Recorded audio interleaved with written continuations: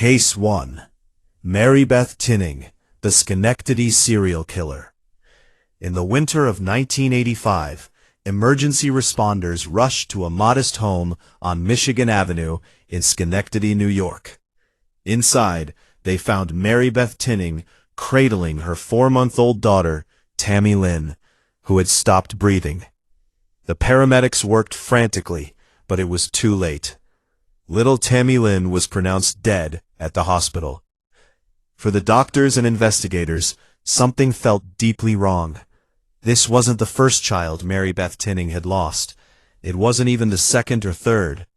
Tammy Lynn was the 9th child to die in Marybeth's care over a span of 14 years. Marybeth Rowe was born on September 11, 1942, in Duanesburg, New York. She grew up in a working-class family and seemed to lead an unremarkable life. In 1965, she married Joseph Tinning, and the couple settled in Schenectady. They appeared to be a normal, loving couple, eager to start a family. But tragedy seemed to follow the Tinnings like a dark shadow. In 1972, their third child, Jennifer, died suddenly at the age of 8 days old. The cause was listed as hemorrhagic meningitis and an inflamed brain. Just 17 days later, their 2-year-old son, Joseph Jr., died. The official cause: cardiopulmonary arrest. The deaths were attributed to Reye syndrome and natural causes. Over the next 13 years, 7 more children would die in Marybeth's care. Barbara died in 1973 at age 4.5 months. Timothy died in 1973 at age 3 weeks. Nathan died in 1975 at age 5 months. Mary Frances died in 1978 at age 4 months. Jonathan died in 1979 at age 2.5 weeks. Michael died in 1981 at age 2.5 years. Each time, Marybeth appeared to be a grieving mother, devastated by yet another inexplicable loss. Friends and family rallied around her, offering support and sympathy. Medical professionals scratched their heads, unable to explain why one family could experience so much tragedy. But when Tammy Lynn died in December of 1985, investigators finally connected the dots. The pattern was impossible to ignore. Assistant District Attorney Bill Barnes later said that the probability of 9 children dying naturally in one family was astronomically low, virtually impossible. Under interrogation, Marybeth Tinning finally cracked. She confessed to smothering Tammy Lynn, Timothy, and Nathan with a pillow. She described the acts with chilling detachment, saying she couldn't explain why she did it. "I just did it," she told investigators. She later claimed she felt inadequate as a mother, and that the attention she received after each death filled a void inside her. In July of 1987, Marybeth Tinning was convicted of second-degree murder in the death of Tammy Lynn. She was sentenced to 20 years to life in prison. Prosecutors believe she was responsible for all 9 deaths, but they could only prove the murder of Tammy Lynn beyond a reasonable doubt. Marybeth Tinning showed little remorse throughout her trial and imprisonment. She was denied parole multiple times before finally being released in August of 2018, after serving more than 31 years behind bars. She was 75 years old at the time of her release. The case of Marybeth Tinning sent shockwaves through the medical community and led to significant changes in how sudden infant deaths are investigated. Experts now recognize her case as one of the most extreme examples of Munchausen syndrome by proxy, a mental disorder where a caregiver fabricates or induces illness in someone under their care to gain attention and sympathy. But for the 9 innocent children who died at their mother's hands, justice came far too late.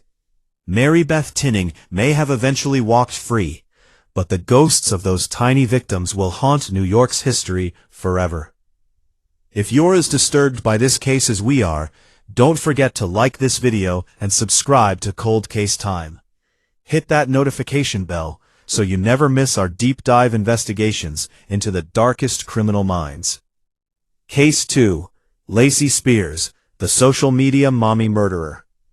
In the age of social media, where every moment is documented and shared, one mother used the internet to craft an elaborate lie. A lie that would ultimately cost her son his life. Lacey Spears seemed like a devoted, loving mother. Her social media feeds were filled with photos and updates about her son, Garnet Paul Spears. She blogged about his mysterious health problems, his hospital stays, and her tireless efforts to care for him. Followers showered her with sympathy, prayers, and admiration for her strength in the face of adversity. But behind the carefully curated posts and heartbreaking updates, Lacey Spears was slowly poisoning her own child. Lacey Roberta Spears was born on December 27, 1987, in Decatur, Alabama. She grew up in Chestnut Ridge, New York, and by all accounts had a relatively normal childhood. In December of 2007, she gave birth to Garnet Paul Spears. The identity of Garnet's father remains unclear, as Lacey provided conflicting accounts throughout his short life. From the very beginning, Lacey portrayed Garnet as a sick child. She claimed he had various ailments and developmental issues, taking him to multiple doctors and hospitals.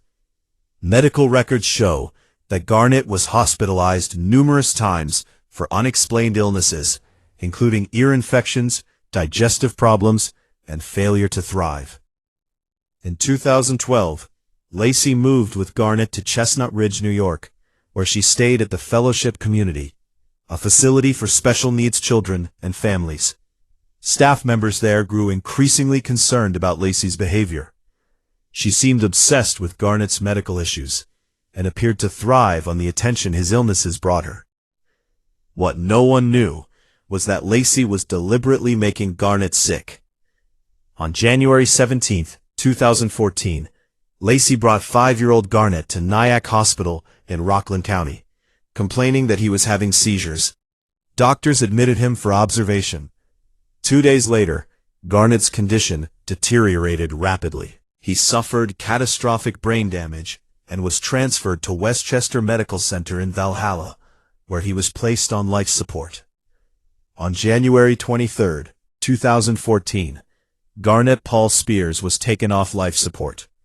He died with dangerously high sodium levels in his blood, levels so extreme they could only have been achieved through deliberate poisoning.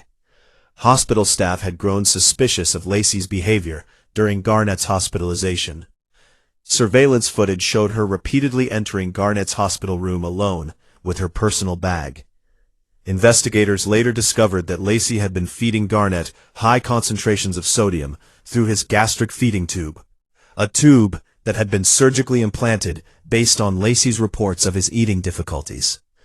The medical examiner ruled Garnet's death a homicide caused by acute sodium poisoning. The levels of sodium in his system were so high that they caused his brain to swell, leading to seizures, brain damage, and ultimately death. Detectives investigated Lacey's background and discovered a disturbing pattern. Garnet had been hospitalized dozens of times throughout his short life, always with vague, unexplained symptoms. Medical professionals who reviewed his records concluded that most of his health problems had been fabricated or induced by his mother. Lacey's social media presence painted a picture of a devoted mother caring for a chronically ill child. But the truth was far more sinister. She craved attention and sympathy, and she was willing to torture her own son to get it.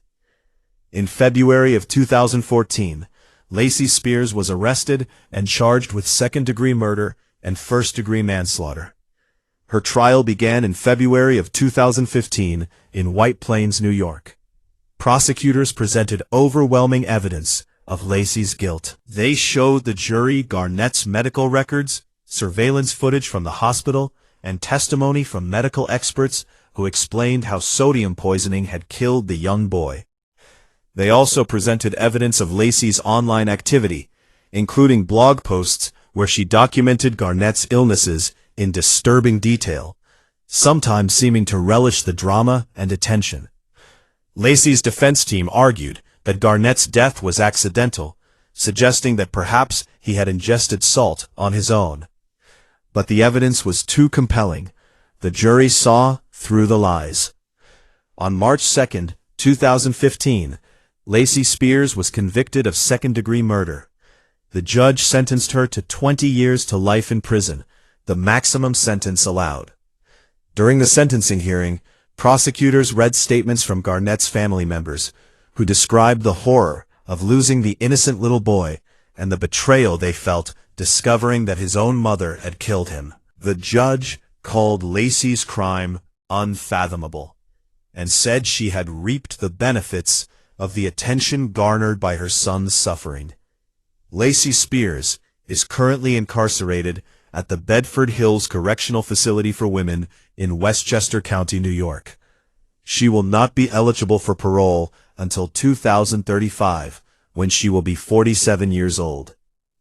The case of Lacey Spears highlighted the dark side of social media and the phenomenon of Munchausen syndrome by proxy in the digital age. Experts testified that Lacey's need for attention and sympathy on social media platforms drove her to poison her own child repeatedly, documenting his suffering for likes, comments, and virtual hugs from strangers. Garnett Paul Spears never had a chance at a normal childhood. His mother's pathological need for attention sentenced him to a life of unnecessary medical procedures, hospitalizations, and ultimately, a painful death. He was just 5 years old when his life was cut short by the one person who should have protected him above all others. This case shows how evil can hide behind a smiling social media profile. If you want to see more cases like this exposed, make sure to like this video and subscribe to Cold Case Time. We're dedicated to bringing you the truth behind the headlines. Case 3. Waneta Hoyt, the SIDS serial killer. For nearly 3 decades, Waneta Hoyt was viewed as one of the most tragic figures in medical history. A mother who had lost all 5 of her children to sudden infant death syndrome. Her story was cited in medical journals, and she became a case study for researchers trying to understand SIDS. But in reality, Waneta Hoyt wasn't a tragic victim of fate. She was a cold-blooded killer who had suffocated each of her children and gotten away with it for 23 years. Waneta Ethel Nixon was born on May 13, 1946, in Richford, New York, a small rural community in Tioga County. In 1964, she married Timothy Hoyt, and the couple settled into life in the quiet town. They were regarded as a simple, hard-working couple. Between 1965 and 1971, Waneta gave birth to 5 children: Eric, Julie, James, Molly, and Noah. Tragically, all 5 died in infancy, each death attributed to SIDS, sudden infant death syndrome, a mysterious condition that was poorly understood at the time. Eric died on January 26, 1965, at 3 months old. Julie died on September 5, 1968, at 53 days old. James died on September 26, 1968, just 3 weeks after Julie, at 2.5 months old. Molly died on March 2, 1970, at 2.5 months old. Noah died on July 28, 1971, at 2.5 months old. Each time a baby died, Waneta called for help, claiming she had found the child not breathing.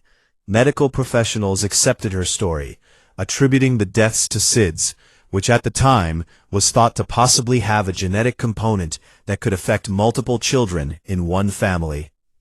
In 1972, Dr. Alfred Steinschneider, a pediatrician and SIDS researcher, published a paper in the medical journal Pediatrics that cited the Hoyt children as evidence that SIDS could run in families and might be linked to sleep apnea. The paper became influential in SIDS research and was cited hundreds of times over the following decades. But Dr. Steinschneider was wrong. The Hoyt children hadn't died of SIDS. They had been murdered. In 1994, a New York State police investigator named Robert Courtwright began reviewing old SIDS cases as part of a broader investigation. When he came across the Hoyt case, 5 children from the same family, all dead within 6 years, red flags immediately went up. The probability of 5 natural SIDS deaths in one family was infinitesimally small. Courtwright and his team interviewed medical experts, reviewed autopsy reports, and built a case. Then, on March 23, 1994, they brought Waneta Hoyt in for questioning.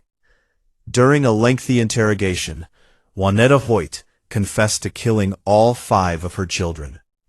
She told investigators that when the babies cried and wouldn't stop, she would cover their mouths and noses with a towel or cloth until they stopped breathing. She described doing this to each child in chilling detail, explaining that she did it when she became frustrated or overwhelmed. Waneta claimed she didn't intend to kill them, just to quiet them down. But in each case, she held the cloth over their faces until they were dead. The confession was recorded, and Waneta was arrested and charged with 5 counts of second-degree murder. The case shocked the medical community. Dr. Steinschneider's influential paper was now seen as fundamentally flawed, having been based on murder victims misidentified as SIDS deaths. The case led to a wholesale reevaluation of how SIDS cases were investigated and sparked debate about the legitimacy of multiple SIDS deaths in a single family. Waneta's trial began in March of 1995 in Owego, New York. Her defense attorneys argued that her confession had been coerced and should be thrown out. They portrayed her as a simple, uneducated woman who had been manipulated by sophisticated interrogators. But prosecutors presented her detailed confession in which she described killing each child with specificity that could only come from someone who had actually committed the crimes. Medical experts testified that the pattern of deaths was inconsistent with SIDS and consistent with suffocation. On September 11, 1995, after deliberating for 4 days, the jury found Waneta Hoyt guilty on all 5 counts of second-degree murder. She was sentenced to 75 years to life in prison. Waneta maintained her innocence after conviction, claiming her confession had been false. But the evidence was overwhelming. She had murdered 5 innocent babies, her own children, and had lived free for 23 years while their deaths were blamed on a medical mystery. Waneta Hoyt died in prison on August 13, 1998, at the age of 52, from pancreatic cancer. She served less than 3 years of her sentence. The Hoyt case remains one of the most significant in the history of SIDS research and criminal investigation. It demonstrated that what appears to be a tragic medical phenomenon can sometimes mask deliberate murder. The case led to improved protocols for investigating infant deaths and raised awareness about suffocation as a cause of death in cases previously attributed to SIDS. 5 innocent children, Eric, Julie, James, Molly, and Noah, never had a chance at life. Their mother stole their futures before they could even begin. And for 23 years, she walked free while the medical community unknowingly built theories around her crimes. This case changed how we investigate infant deaths forever. If you're learning something new from these deep dives, show your support by liking this video and subscribing to Cold Case Time. We bring you the cases that changed criminal justice. Case 4, Dimone Flemming, the Bronx double infanticide. On September 27, 2022, a horrific scene unfolded in a Bronx apartment that would shock even the most seasoned investigators. Inside the residence, on East 166th Street, 2 toddlers lay dead, stabbed multiple times. Their mother, Dimone Flemming, was found at the scene, covered in blood. The victims were her own children, Octavius Canada, just 11 months old, and Deshaun Kennedy, 3 years old. Both had been brutally stabbed to death in what authorities described as a savage attack. Details about Dimone Flemming's background remain limited, but what is known paints a picture of a woman struggling with severe mental health issues. Neighbors reported that Flemming had been acting erratically in the days and weeks leading up to the murders. Some said they had heard her screaming at odd hours. Others mentioned that she seemed increasingly disconnected from reality. On that terrible September day, emergency responders received a call about an injured child. When they arrived at the apartment, they found both toddlers with multiple stab wounds. Despite desperate attempts to save them, both children were pronounced dead at the scene. Dimone Flemming was immediately taken into custody. She was found in the apartment, apparently having harmed herself as well, though not fatally. Blood was everywhere, on the walls, the floor, the furniture. Investigators would later describe it as one of the most disturbing crime scenes they had ever encountered. The weapon used in the attack was a kitchen knife. Authorities believe Flemming stabbed both children multiple times in a frenzied attack. The medical examiner's office later confirmed that both children died from multiple sharp force injuries. In the immediate aftermath, Flemming was hospitalized for psychiatric evaluation. The question on everyone's mind was simple. Why? What could drive a mother to commit such an unspeakable act against her own babies? Initial reports suggested that Flemming may have been experiencing a severe mental health crisis at the time of the murders. Neighbors told reporters that she had been hearing voices and exhibiting paranoid behavior. Some suggested she may have been off her medication or experiencing postpartum psychosis, though the younger child was nearly a year old at the time of the killings. Dimone Flemming was charged with 2 counts of murder, 2 counts of manslaughter, and 2 counts of criminal possession of a weapon. She was initially deemed unfit to stand trial due to her mental state, and was remanded to a psychiatric facility for evaluation and treatment. In October of 2024, a Bronx grand jury indicted Flemming on the murder charges. Prosecutors from the Bronx District Attorney's Office stated that they would seek justice for Octavius and Deshawn, 2 innocent children whose lives were brutally cut short. The case has been moving slowly through the court system, with Flemming's mental competency remaining a central issue. Her defense attorneys have argued that she was not in control of her faculties at the time of the killings, and that she requires extensive psychiatric treatment rather than incarceration. But prosecutors have countered that regardless of her mental state, 2 children are dead, and someone must be held accountable. They point to the premeditated nature of the attack, the use of a weapon, the multiple stab wounds on both children, as evidence that this was not merely a psychotic break, but a deliberate act of violence. As of early 2025, Flemming remains in custody, awaiting trial. Legal experts predict that the case will hinge on the question of her mental competency and whether she can be held criminally responsible for her actions. For the family members of Octavius and Deshawn, the legal proceedings offer little comfort. 2 bright young lives were extinguished before they truly began. Octavius never made it to his first birthday. Deshawn was just beginning to explore the world around him. The case has renewed discussions about mental health resources for new mothers and the warning signs of severe postpartum mental health conditions. Advocates argue that better screening and support systems might have prevented this tragedy. But for the Bronx community where this crime occurred, the wounds remain fresh. Neighbors left flowers and stuffed animals outside the apartment building where the boys died. A makeshift memorial grew, with messages expressing grief, anger, and disbelief that something so terrible could happen to 2 innocent children. The investigation revealed that there had been no prior reports to Child Protective Services regarding the Flemming household. There were no documented incidents of abuse or neglect. To outside observers, Flemming appeared to be a struggling single mother trying her best to care for 2 young children. What went wrong inside her mind in the hours and days before she killed her sons may never be fully understood.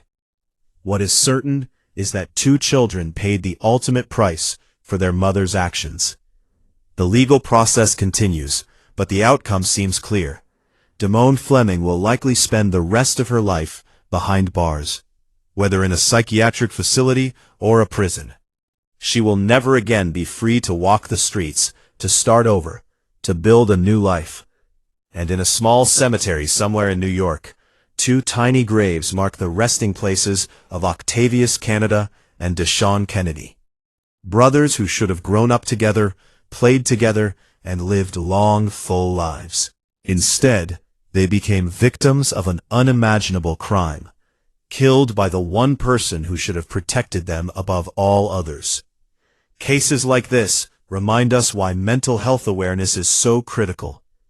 If this story affected you, please like and subscribe to Cold Case Time. We cover the cases that demand attention and justice. Case 5. Gloria Asamoah, the twin tragedy. December 30th, 2023 should have been a time of holiday joy and family celebration. Instead, it became a day of unspeakable horror for a Bronx family when 5-year-old twins, George and Gianna Kantanka, were found dead in their home, allegedly smothered by their own mother. Gloria Asamoah, a 36-year-old woman from Ghana who had been living in the Bronx, called 911 that morning, reporting that her children were unresponsive. When emergency personnel arrived at the apartment on Echo Place in the Mount Eden neighborhood, they found the twins lifeless in their beds. Despite immediate resuscitation efforts, both George and Gianna were pronounced dead. There were no obvious signs of trauma, no apparent injuries. To the first responders, it initially appeared to be a tragic but unexplained double death. Perhaps carbon monoxide poisoning, a gas leak, or some other environmental hazard. But as investigators dug deeper, a much darker picture emerged. Gloria Asamoah had emigrated from Ghana several years earlier, seeking a better life in America. She was a single mother raising the twins largely on her own. Neighbors described her as quiet and private, someone who kept mostly to herself. The children attended a local school and were described by teachers as well-behaved and bright. But behind the closed doors of their apartment, something had gone terribly wrong. Medical examiners performed autopsies on both children and found evidence that they had been smothered. There were petechial hemorrhages, tiny burst blood vessels in the eyes and face, consistent with asphyxiation. The positioning of the bodies and other forensic evidence suggested that the children had been deliberately suffocated. Investigators interviewed Asamoah multiple times. Her story began to change and become inconsistent. Initially, she claimed she had simply found the children dead when she woke up that morning. But as detectives pressed her with the medical evidence, her account shifted. According to court documents, Asamoah eventually admitted to placing her hand over each child's mouth and nose until they stopped breathing. She claimed she had been overwhelmed, depressed, and unable to cope with the challenges of single motherhood. She told investigators that she felt like she had no way out, no support, no future. But whatever her mental state, the result was the same. Two innocent 5-year-old children, just beginning their lives, were dead at their mother's hands. Gloria Asamoah was arrested and charged with 2 counts of murder in the first degree, 2 counts of murder in the second degree, and 2 counts of manslaughter in the first degree. She was arraigned in Bronx Criminal Court in January of 2024, where she pleaded not guilty to all charges. A grand jury reviewed the evidence and returned an indictment against Asamoah in February of 2024. The Bronx District Attorney's Office announced that they would prosecute the case to the fullest extent of the law, seeking justice for George and Gianna. The case has been particularly challenging for the Bronx community, which has experienced several high-profile cases of mothers killing their children in recent years. Community leaders have called for better mental health resources and support systems for struggling parents, particularly immigrant mothers who may feel isolated and lack family support networks. Asamoah's defense attorneys have indicated that they will likely pursue a mental health defense, arguing that she was experiencing severe depression and possibly psychosis at the time of the killings. They point to her isolated circumstances, the stress of single parenthood, and potential cultural dislocation as contributing factors. But prosecutors have pushed back against this narrative, arguing that whatever challenges Asamoah faced, nothing justifies the deliberate murder of two innocent children. They note that the children were healthy, well cared for, and showed no signs of abuse or neglect prior to their deaths. This was not a case of a mother lashing out in a moment of frustration. It was a calculated decision to end her children's lives. The medical examiner's report indicated that both children would have struggled as they were being suffocated. They would have been terrified, fighting for breath, looking to their mother for help. Instead, she was the source of their terror and pain. As the case moves through the legal system, questions remain about what could have been done to prevent this tragedy. Were there warning signs that were missed? Did Asamoah reach out for help and not receive it? Could better social services have intervened? Family members in Ghana expressed shock and devastation upon learning of the children's deaths. They described Asamoah as a devoted mother who had always seemed to put her children first. They struggled to reconcile the woman they knew with the accusations against her. The school that George and Gianna attended held a memorial service for them, where teachers and classmates remembered the bright, energetic twins who had brought joy to everyone around them.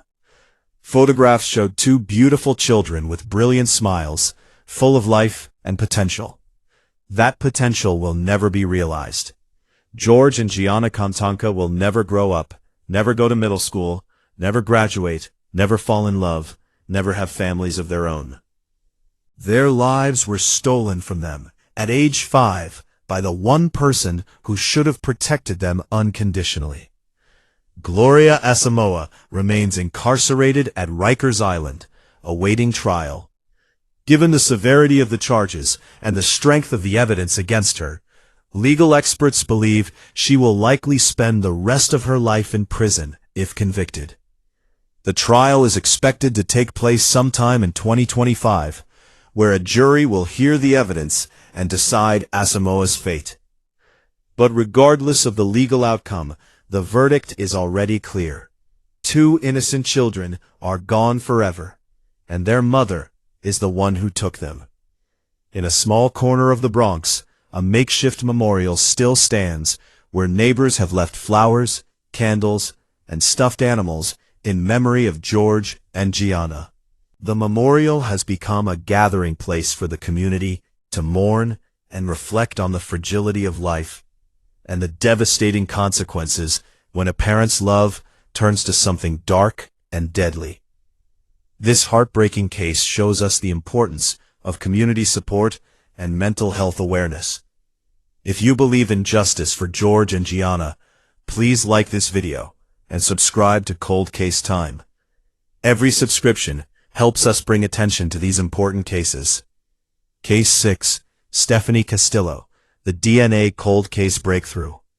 For almost 5 years, the deaths of two newborn twins remained an unsolved mystery.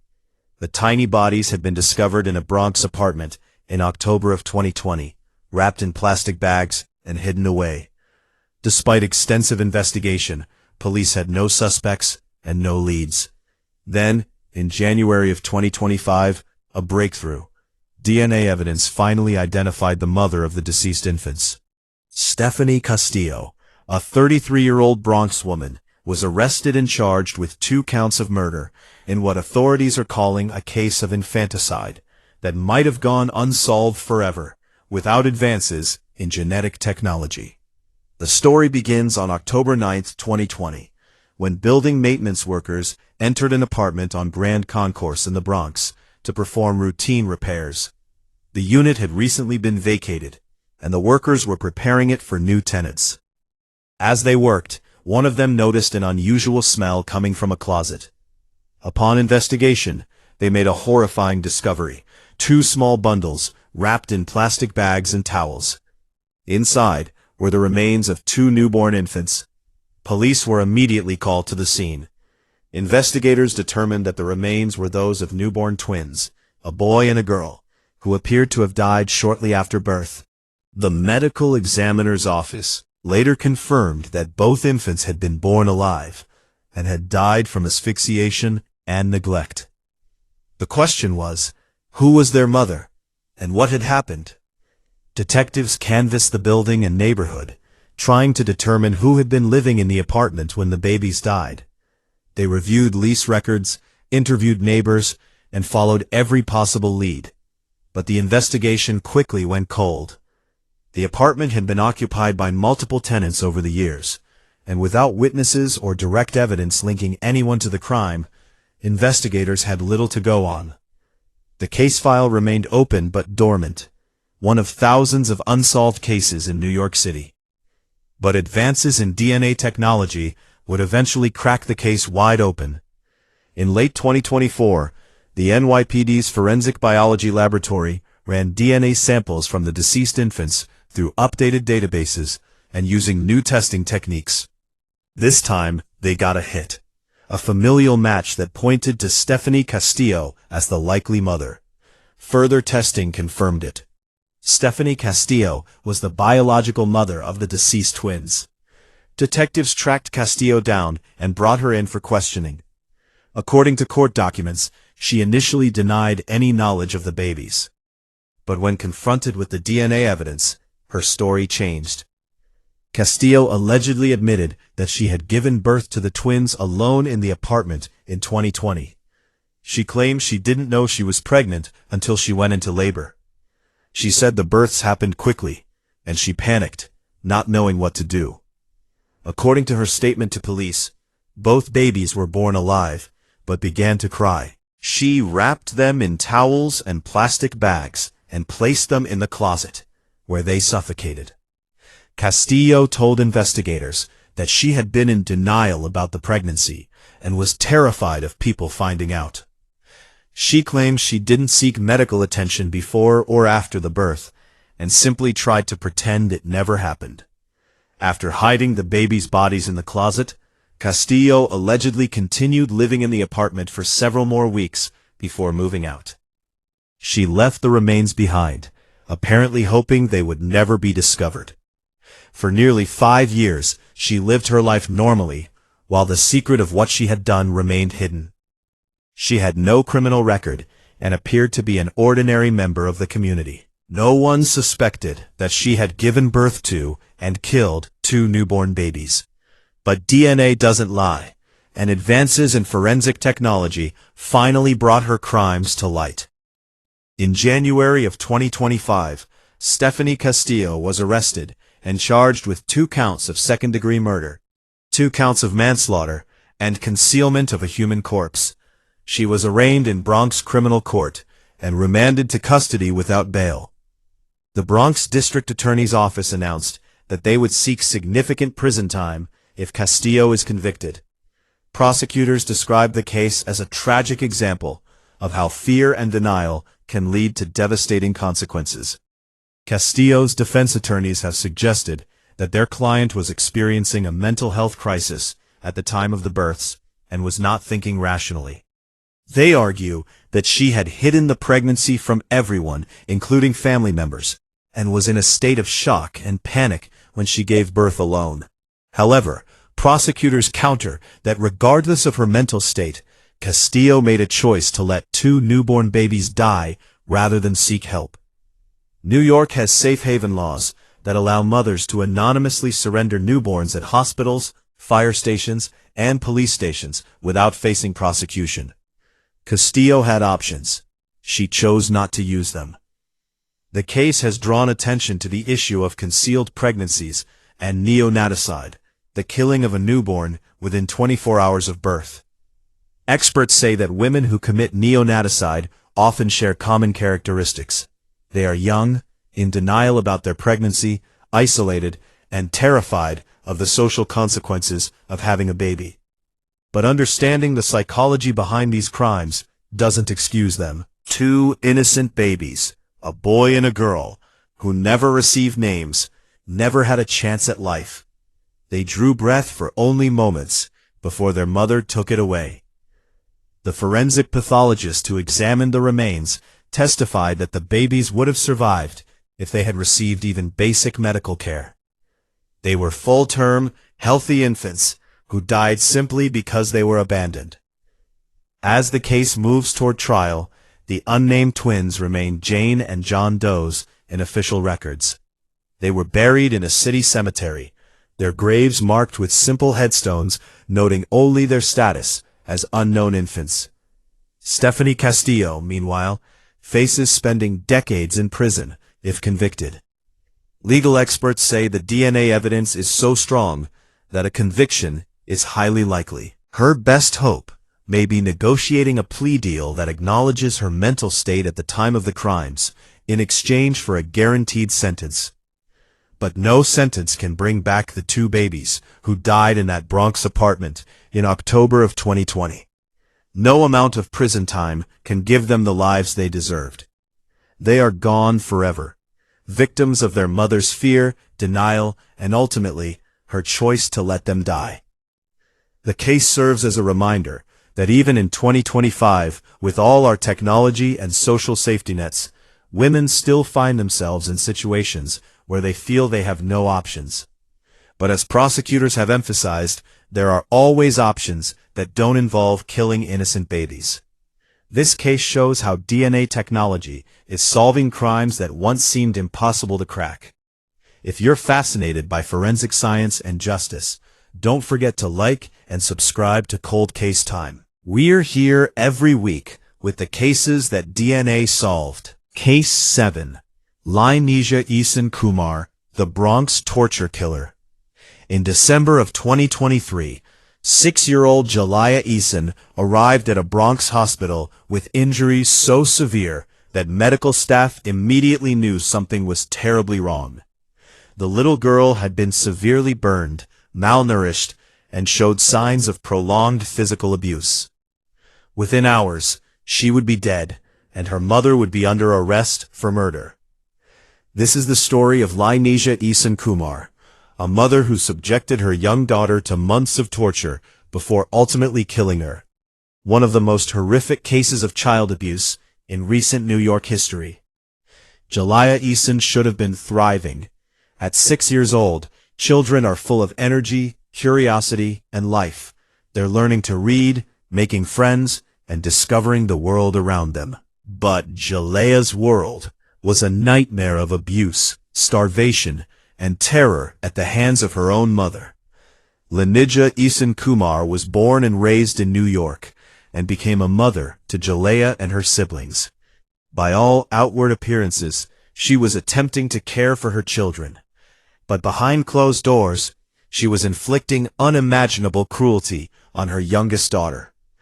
On December 6, 2023, Kumar brought Gloria to NYC Health and Hospital/Jacoby in the Bronx. She claimed the child had accidentally burned herself. But when doctors examined Gloria, they found injuries far beyond what could be explained by an accident. The 6-year-old weighed only 30 pounds, severely underweight for her age. She had burns on multiple parts of her body, some fresh and some older, indicating repeated incidents. She had bruises in various stages of healing. She was dehydrated and malnourished. Medical staff immediately suspected child abuse and contacted the police.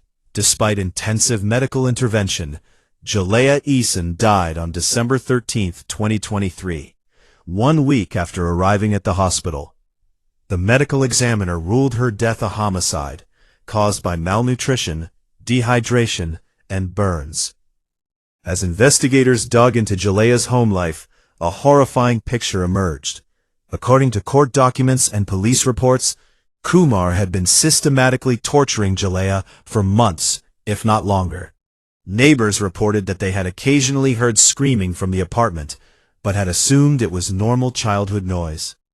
Some said they had seen Gloria with her mother and noticed the child looked unusually thin and quiet, but no one had reported concerns to authorities. When police searched Kumar's apartment, they found evidence of the abuse. There were restraints, implements that appeared to have been used to burn the child, and signs that Gloria had been confined to a small space for extended periods. Investigators learned that while Jalaya was being abused, her siblings appeared to have been treated normally. They were healthy, adequately fed, and showed no signs of abuse. For reasons that remain unclear, Kumar had singled out Jalaya for horrific mistreatment while caring for her other children normally. This selective abuse made the case even more disturbing. It suggested that Kumar's actions were deliberate and targeted, not the result of an inability to cope with parenting stress.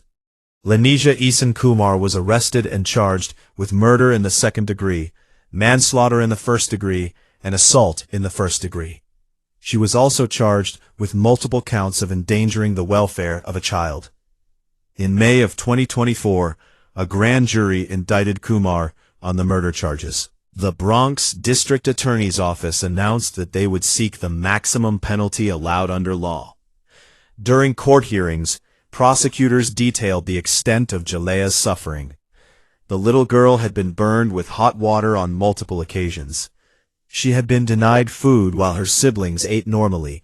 She had been beaten regularly. Medical experts testified that she would have been in constant pain during the final months of her life. Perhaps most heartbreaking, school records showed that Jalaya had been enrolled in kindergarten, but had stopped attending months before her death. Teachers who remembered her described a quiet, sweet child who seemed eager to please.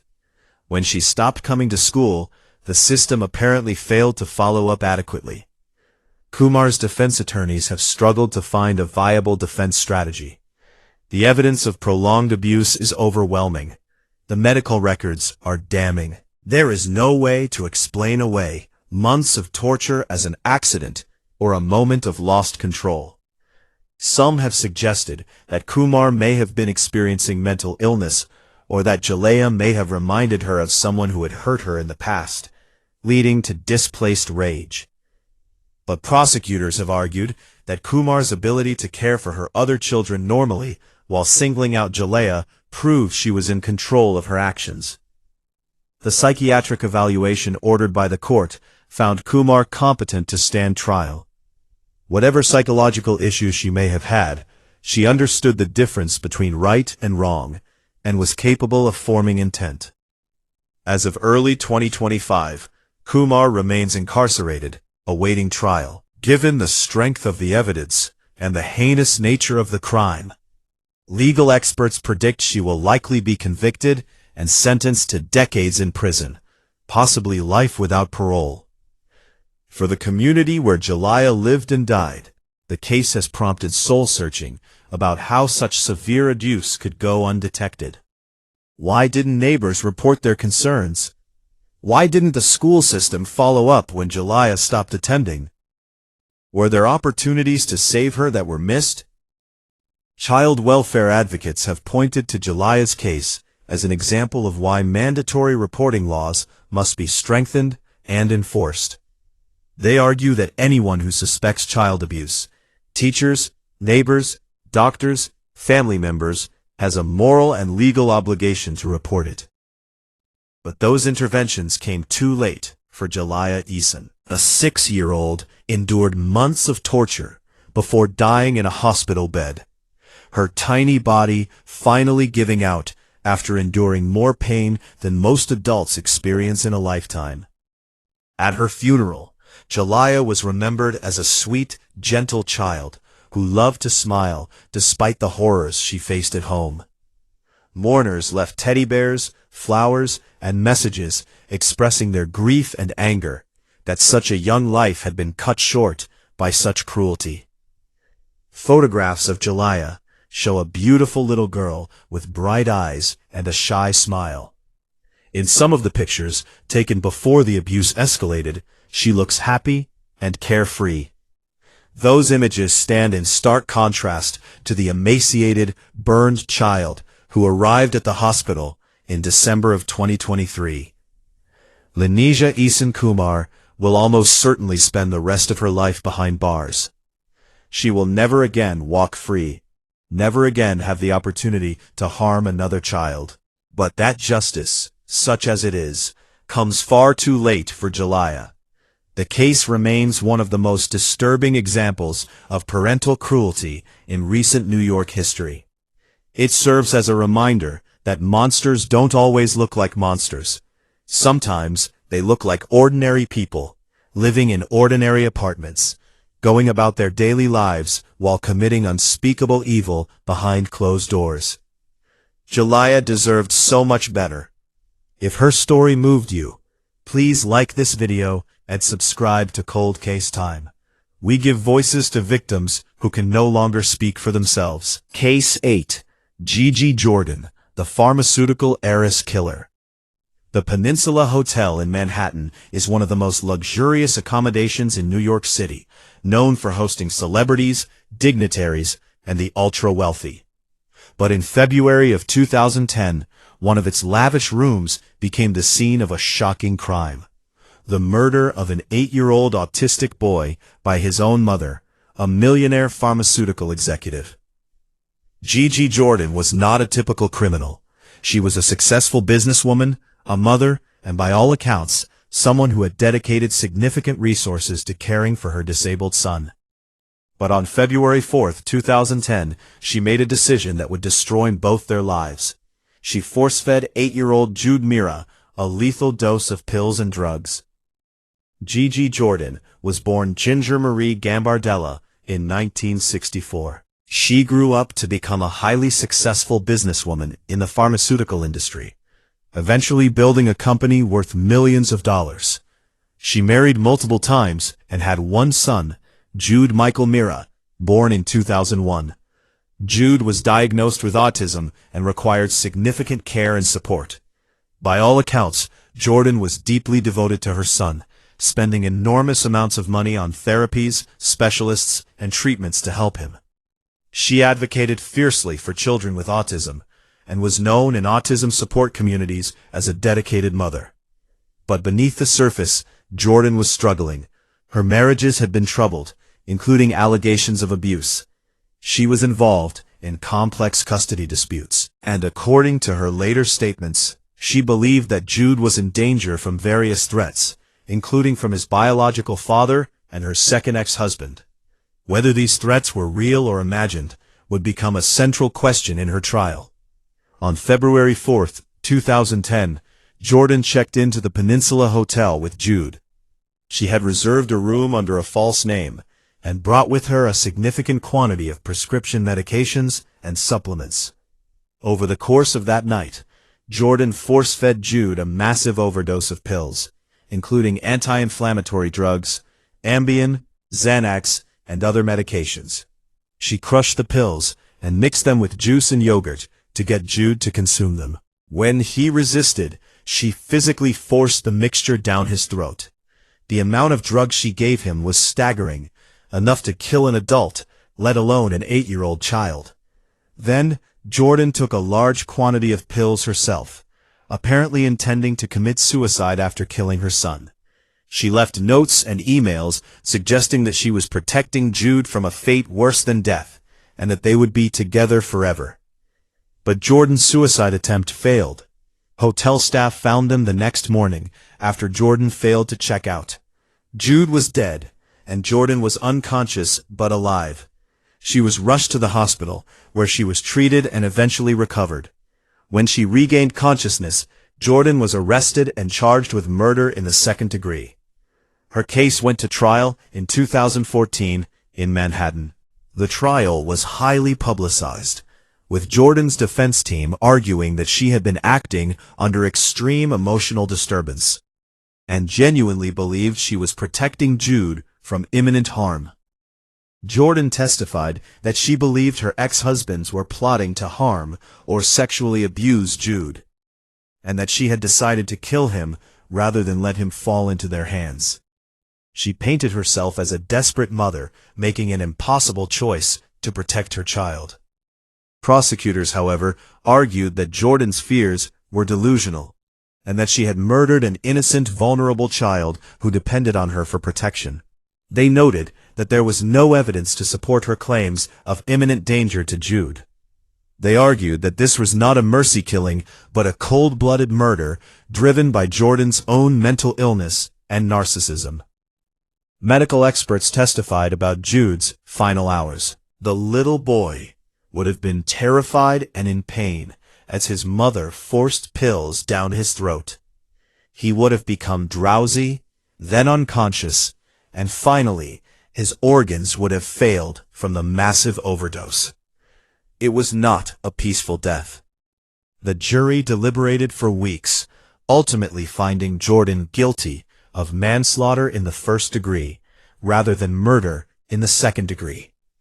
They apparently believed that she had been acting under extreme emotional disturbance, even if her fears were unfounded. In January of 2015, Jordan was sentenced to 18 years in prison.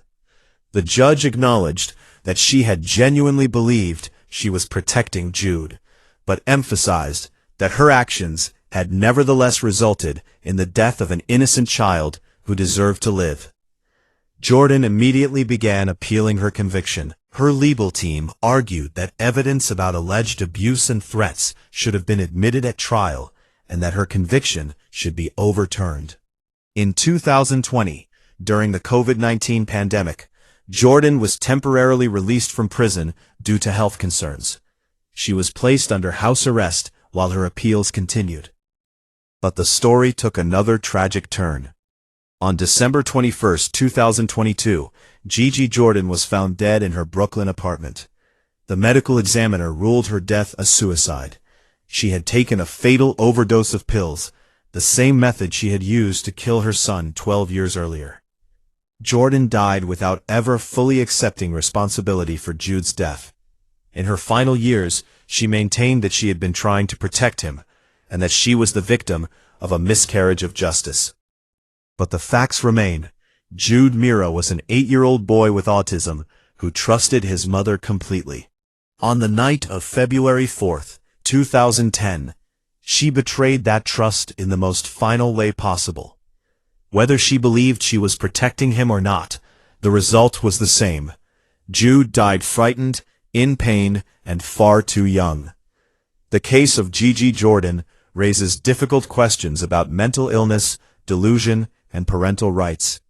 Jordan had resources that most people can only dream of: millions of dollars, access to the best lawyers and medical care, connections, and influence. Yet she still ended up killing her son and eventually herself. Some autism advocates have expressed sympathy for Jordan, noting the immense stress and isolation that can come with caring for a severely disabled child, particularly when combined with mental illness and trauma. They argue that better mental health support might have prevented this tragedy. Others argue that nothing excuses what Jordan did, and that romanticizing her actions as somehow protective or loving dishonors Jude's memory. He was a child who deserved to live, to grow, to experience life despite his disabilities. What is certain is that 2 lives were lost, first Jude's, then Jordan's, in a tragedy that might have been prevented with better intervention and support. But those interventions never came, and an 8-year-old boy paid the ultimate price. This case shows the complex intersection of mental illness and crime. If you want to see more nuanced true crime analysis, please like and subscribe to Cold Case Time. We explore the cases that challenge our understanding of justice. Case 9. Yoselin Ortega, the Killer Nanny. On October 25, 2012, a Manhattan family experienced every parent's worst nightmare. Marina and Kevin Krim returned to their Upper West Side apartment to find their 2 youngest children, 6-year-old Lucia and 2-year-old Leo, stabbed to death in the bathtub. The killer was not a stranger or an intruder. It was Yoselin Ortega, the nanny they had trusted to care for their children. While Ortega was not the biological mother of the victims, this case is included because it represents the ultimate betrayal of maternal trust.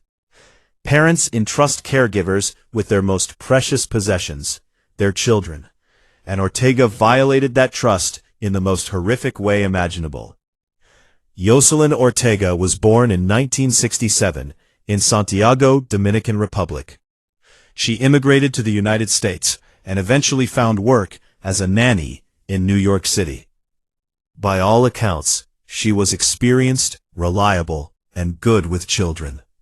In 2010, Ortega was hired by Kevin and Marina Krim, a successful Manhattan couple with 3 young children, Nessie, Lucia, known as Lulu, and Leo. The Krims were devoted parents who worked hard to provide their children with the best life possible. Kevin worked in television, and Marina was a stay-at-home mom who also did freelance work. Ortega seemed to be a perfect fit for the family. She cared for the children during the day, took them to activities, and helped with household tasks. The Krims trusted her completely with their children's safety and well-being. But in the months leading up to the murders, Ortega's behavior had begun to change. She became increasingly withdrawn and agitated. She made comments suggesting she was unhappy with her working conditions.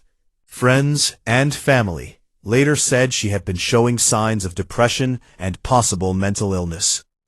The Krims noticed some concerning changes and had begun to consider letting Ortega go and finding a new nanny. But they had no idea that the woman they trusted was about to commit an act of unthinkable violence. On October 25, 2012, Marina Krim took her oldest daughter, Nessie, to a swimming lesson, leaving Lucia and Leo in Ortega's care. It was supposed to be a routine afternoon. When Marina returned to the apartment around 5:30 p.m., she found it dark and unusually quiet. She called out for Ortega and the children, but received no response. She noticed that the children weren't where they were supposed to be for their scheduled activities. Growing concerned, Marina checked the apartment. Then she opened the bathroom door and discovered a scene of horror that would haunt her forever. Her 2 youngest children lying in the bathtub, covered in blood, with multiple stab wounds. Beside them stood Yoselin Ortega, holding a kitchen knife. Marina's screams filled the apartment building. She fled with Nessie and called 911 from the lobby. "The nanny killed my kids," she screamed into the phone, her voice breaking with anguish and disbelief. When police arrived, they found Ortega had stabbed herself in the throat and wrists in an apparent suicide attempt. She was barely conscious. 6-year-old Lucia and 2-year-old Leo were pronounced dead at the scene. The medical examiner later determined that Lucia had been stabbed more than 30 times. 2-year-old Leo had been stabbed 5 times. The attack had been savage and sustained. The children would have been terrified in their final moments, crying out for their mother who wasn't there to protect them. Ortega survived her self-inflicted wounds and was hospitalized under police guard. When she recovered enough to be questioned, she initially claimed not to remember the attack. Later, she would offer various explanations, including that she felt the Krims didn't appreciate her work and that she was angry about being asked to do additional housework. Yoselin Ortega was charged with 2 counts of first-degree murder and 2 counts of second-degree murder. Her trial didn't begin until March of 2018, nearly 6 years after the murders, due to lengthy psychiatric evaluations and competency hearings. The central question at trial was whether Ortega had been legally insane at the time of the murders. Her defense team argued that she had been suffering from severe mental illness, including hallucinations and delusions, and that she couldn't understand that what she was doing was wrong. Prosecutors countered that Ortega knew exactly what she was doing. They pointed to evidence that she had planned the attack, choosing a time when Marina was away. They noted that she had locked the apartment door from the inside and turned off the lights, suggesting premeditation.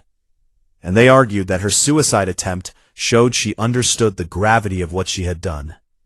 The trial was emotionally devastating for everyone involved. Marina Krim testified about finding her children's bodies, describing the worst moment any parent can imagine.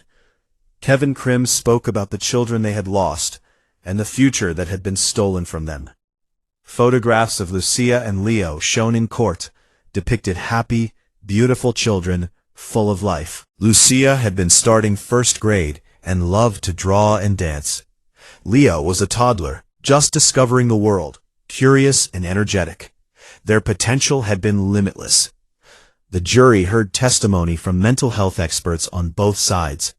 Ortega's psychiatrists testified that she had been experiencing psychotic symptoms for months before the murders. The prosecution's experts argued that while Ortega may have been depressed, she was not legally insane. After deliberating for 9 days, the jury found Yoselin Ortega guilty on all counts. They rejected the insanity defense, concluding that Ortega knew what she was doing was wrong when she stabbed Lucia and Leo to death. In May of 2018, Ortega was sentenced to life in prison without the possibility of parole. The judge called the murders evil incarnate and noted that the children had trusted Ortega completely, making her betrayal all the more heinous. During the sentencing hearing, Marina Krim delivered a victim impact statement in which she described the ongoing pain of losing her children. She spoke about how Nessie, now a teenager, had been traumatized by her siblings' murders. She talked about the birthdays and milestones that Lucia and Leo would never experience. Kevin Krim spoke about the empty chairs at the dinner table, the bedrooms that would never again be filled with children's laughter, and the crushing weight of grief that would never fully lift. Ortega showed little emotion during the trial and sentencing. She offered no apology to the Krims and no explanation for why she had destroyed their family. She simply sat silently as she was led away to begin serving her life sentence. Yoselin Ortega is currently incarcerated at the Bedford Hills Correctional Facility in Westchester County, New York. At 58 years old, she will spend the rest of her life behind bars, never again seeing freedom. The murders of Lucia and Leo Krim sent shockwaves through New York City, and particularly through the community of parents who employ nannies and caregivers. It shattered the assumption that trusted caregivers would never harm the children in their care. In the aftermath of the tragedy, Marina and Kevin Krim created the Lulu and Leo Fund, a foundation dedicated to supporting children's arts education in memory of their murdered children. They have channeled their grief into ensuring that Lucia and Leo's legacy lives on through helping other children. But no amount of charitable work can fill the void left by 2 murdered children. No foundation can bring back the little girl who loved to draw and the toddler boy who was just learning to talk. The Krim family had to move from the apartment where the murders occurred. They couldn't bear to live in the place where their children had died. But no amount of physical distance can erase the memories of that terrible day. The case raised important questions about how well families can really know the people they hire to care for their children. Background checks, references, and interviews can only reveal so much. Mental illness can develop suddenly, and even experienced caregivers can snap under pressure or due to underlying psychological issues. For the Krims and families like them, the lesson is heartbreaking. You can do everything right, be loving and attentive parents, hire someone with an excellent track record, and still have your world destroyed in an instant by someone you trusted.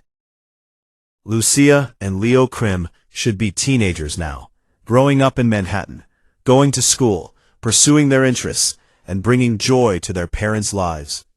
Instead, they are frozen forever at ages 6 and 2, victims of a horrific crime committed by the woman who was supposed to keep them safe. This case reminds us that maternal trust extends beyond biological mothers to all caregivers. If this story impacted you, please like and subscribe to Cold Case Time. We tell the stories that matter and seek justice for the innocent. Case 10. Diane Odell, The Babies in Boxes. In the summer of 2003, a horrifying discovery was made in a storage locker in Safford, Arizona. Inside 3 separate boxes were the mummified remains of 3 newborn babies, their tiny bodies preserved in the dry desert air for decades. The investigation would eventually lead back to Sullivan County, New York, and to a woman named Diane Odell, who had hidden one of the darkest secrets imaginable. This is the case that became known as Babies in Boxes, a story of 3 murdered newborns, a mother who killed them, and a conspiracy of silence that lasted nearly 20 years. Diane Odell was born in 1960 in New York State. She grew up in Sullivan County, in the small community of Kaneonga Lake. She married young and began having children. But 3 of those children, babies born in the 1980s, would never be known to the world. They would die within hours of birth, their bodies hidden away in boxes, their existences erased.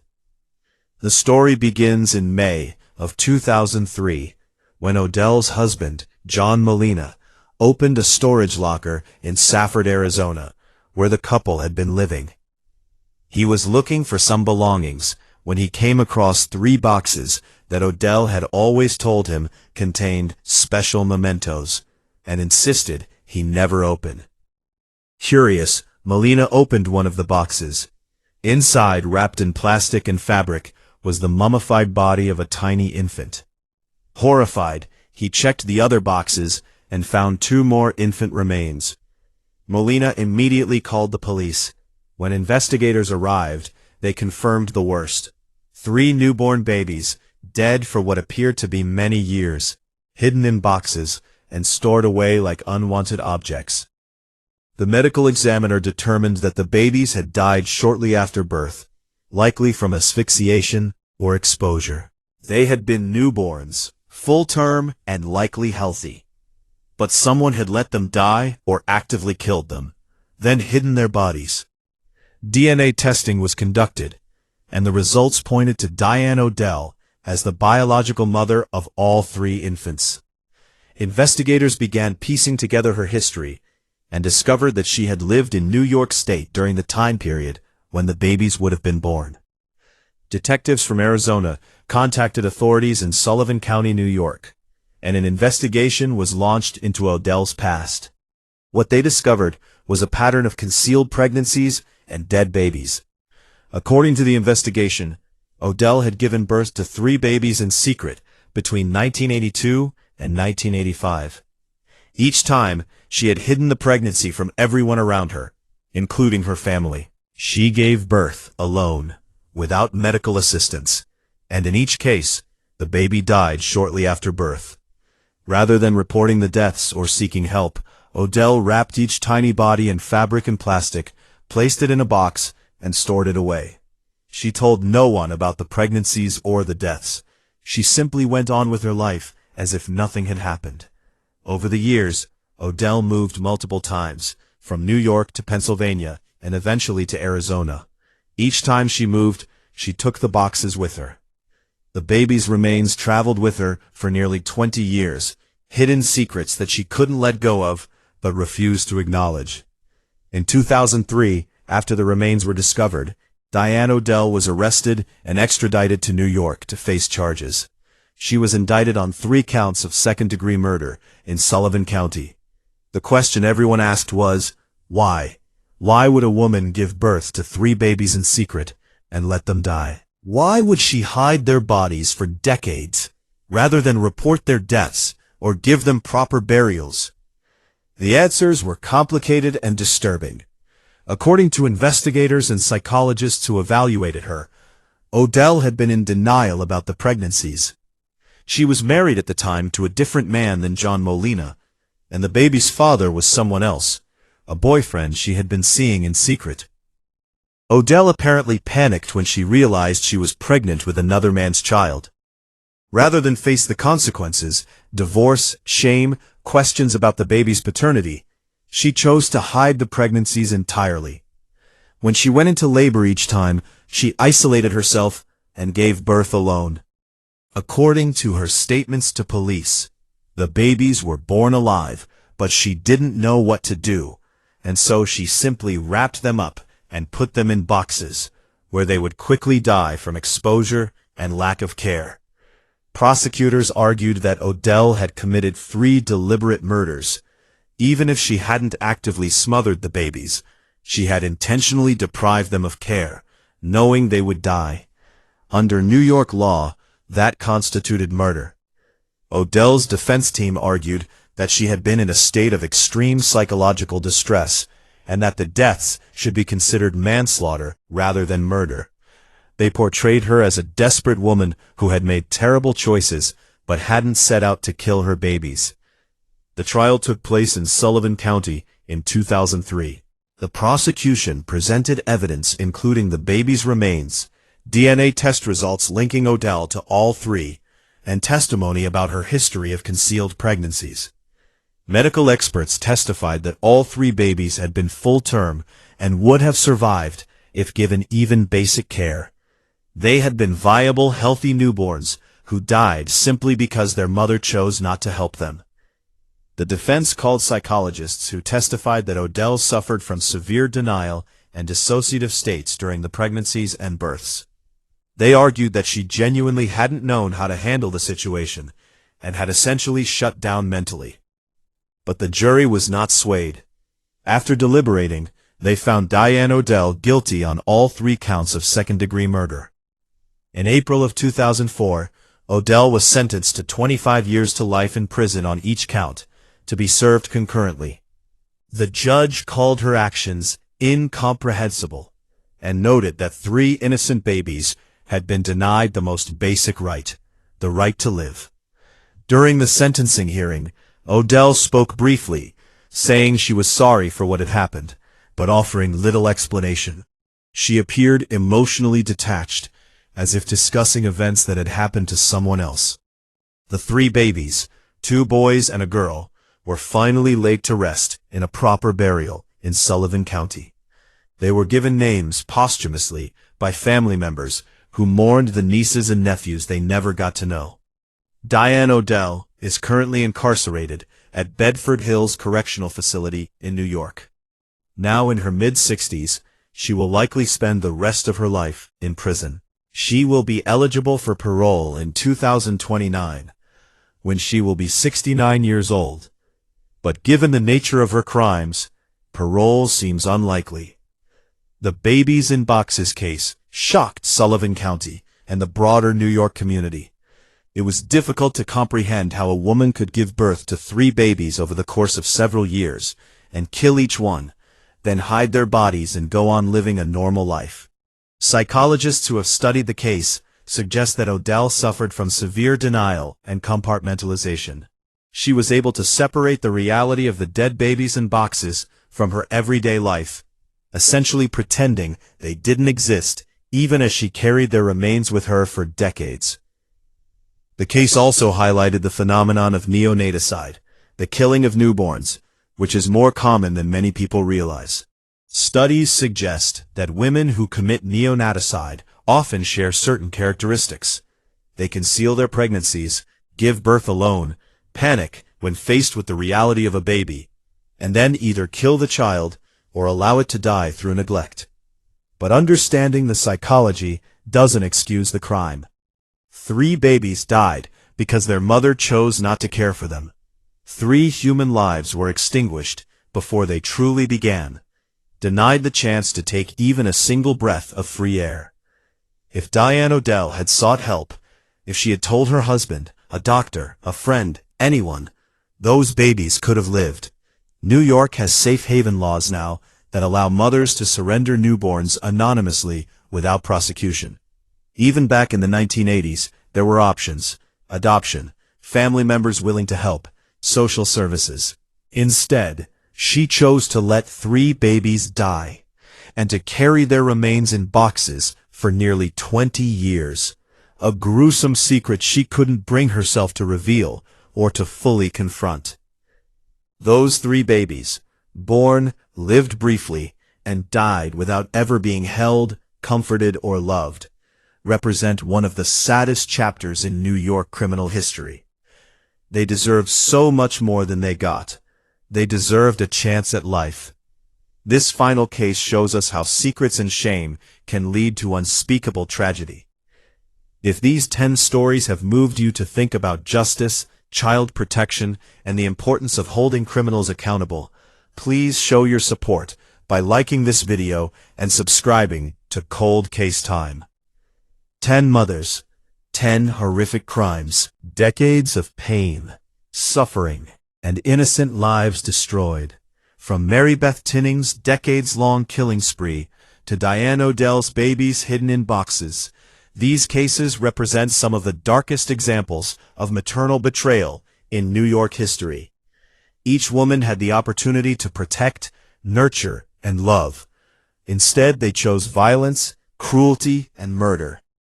Some of these women will spend the rest of their lives in prison. Others, like Marybeth Tinning, have been released despite their horrific crimes. But all of them share one thing in common. They violated the most sacred trust that exists, the bond between mother and child.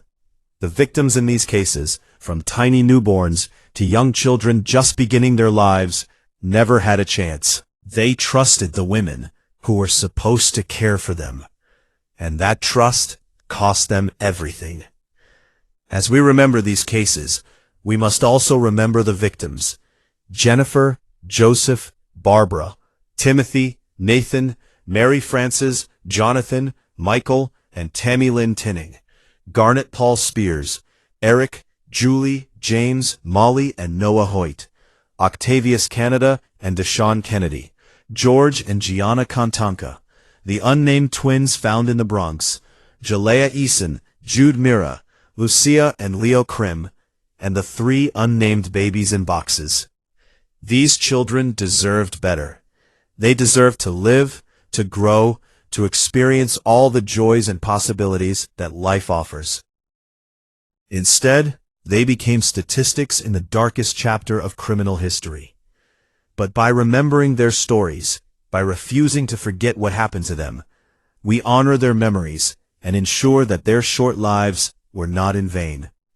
This has been Cold Case Time, bringing you the true crime cases that shaped criminal justice in New York and beyond.